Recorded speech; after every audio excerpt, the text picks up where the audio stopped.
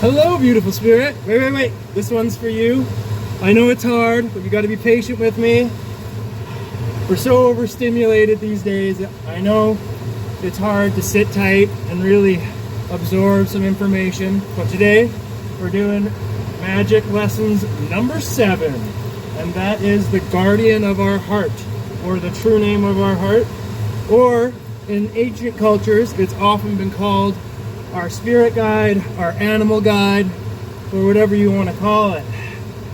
It has often been animals because it's common for our past lifetime to have been an animal or to have been very connected to an animal.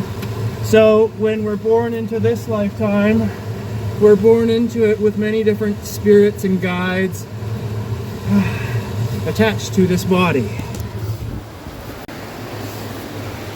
And it's not necessarily always an animal. I just use that example because it's been one that we've followed a lot in our cultures. So, true names are very, very important. A true name gives you the ability to manipulate or influence different energies that we interact with in the world. So, it's very important that if we discover any of our true names, we keep those very personal and to ourselves. They're not to be shared because they give you the power to manipulate or influence something. Meaning, if you already know the true name of your heart, you gain the ability to influence or manipulate that entity or spirit or energy.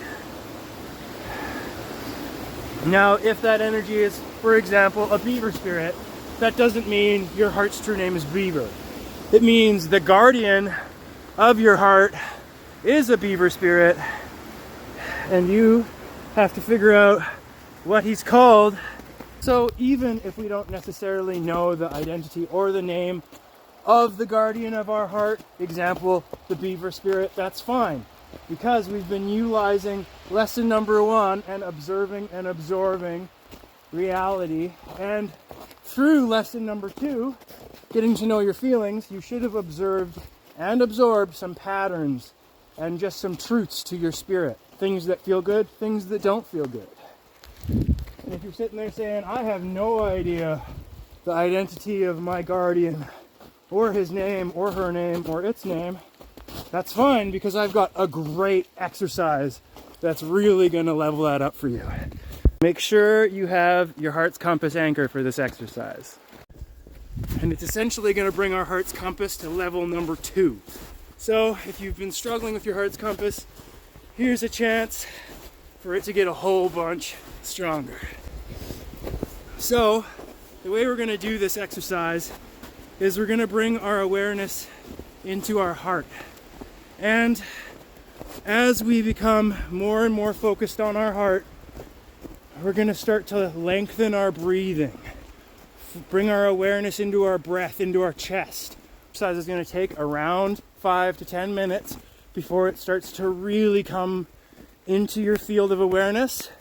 What we're doing is we're bringing our awareness into our chest, focusing it on our breath, the rhythm, and we're trying to feel our heartbeat without putting our hand on it. We want to feel the ring of our heart through our entire being. Once we feel that ringing in our whole being, we're going to start asking ourselves questions. However, here's the hard part.